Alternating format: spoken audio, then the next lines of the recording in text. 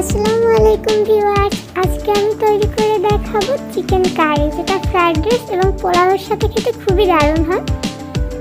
এখানে আমি 1.5 কেজির মতো চিকেন নিয়েছি। দিয়ে দিচ্ছি 2 চা চামচ পরিমাণ সয়া সস, দিয়ে দিচ্ছি 1 চা চামচ পরিমাণ গোলমরিচ গুঁড়ো, দিয়ে দিচ্ছি 1 চা চামচ পরিমাণ রসুন বাটা এবং 1 চা চামচ পরিমাণ আদা বাটা, দিয়ে দিচ্ছি অর্ধেকটা লেবু, 1 চা চামচ পরিমাণ লবণ, 2 চা চামচ পরিমাণ মরিচের গুঁড়ো।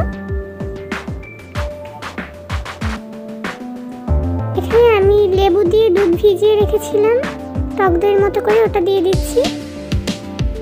দিয়ে দিচ্ছি একটা ডিম, দিয়ে দিচ্ছি 3 চা চামচ পরিমাণ ময়দা এবং 2 চামচ পরিমাণ কর্নফ্লাওয়ার। এখন আমি সবগুলো উপকরণ খুব সুন্দরভাবে মেখে নেব। এভাবে আমি 2 ঘন্টার জন্য নর্মাল ফ্রিজে রাখবো। 2 ঘন্টা পরে আমি প্যানে তেল দিয়ে দিচ্ছি এবং আমি মাংসগুলো এখন একে একে দিয়ে ভেজে নিব।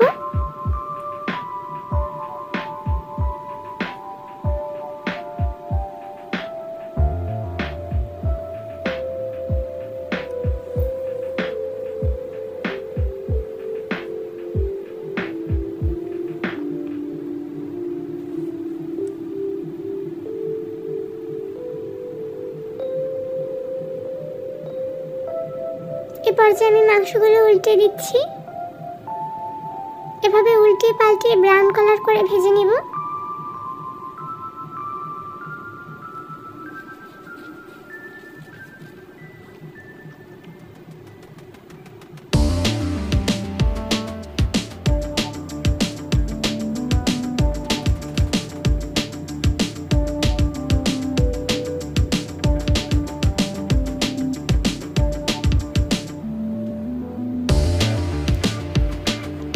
মাংসগুলো তুলে নিচ্ছি এবং বাকি মাংসগুলো একইভাবে ভেজে নিব।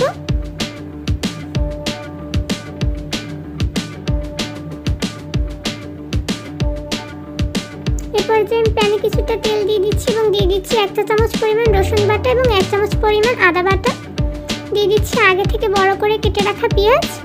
এখানে আমি 1 কাপ পরিমাণ টমেটো সস নিয়েছি এবং 1 চা চামচ পরিমাণ সয়া সস এবং 1 চামচ পরিমাণ গোলমরিচ দিয়ে আমি একটা গ্রেভি তৈরি করে নিয়েছি, যেটা এখন আমি পেঁয়াজের ভিতর দিয়ে দিব।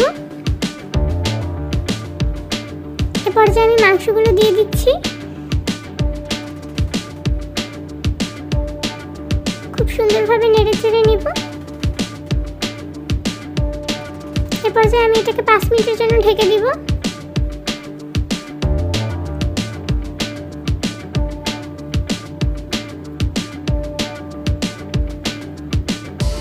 আমি দিয়ে দিচ্ছি 2টো কাঁচামরিচ, দিয়ে দিচ্ছি 2 চামচ পরিমাণ কর্নফ্লাওয়ার। এরপর যে আমি খুব সুন্দরভাবে নেড়ে চেড়ে নিব। এরপর যে আমার মাংসটা রেডি হয়ে গিয়েছে, আমি এখন পরিবেশনের জন্য তুলে নিব।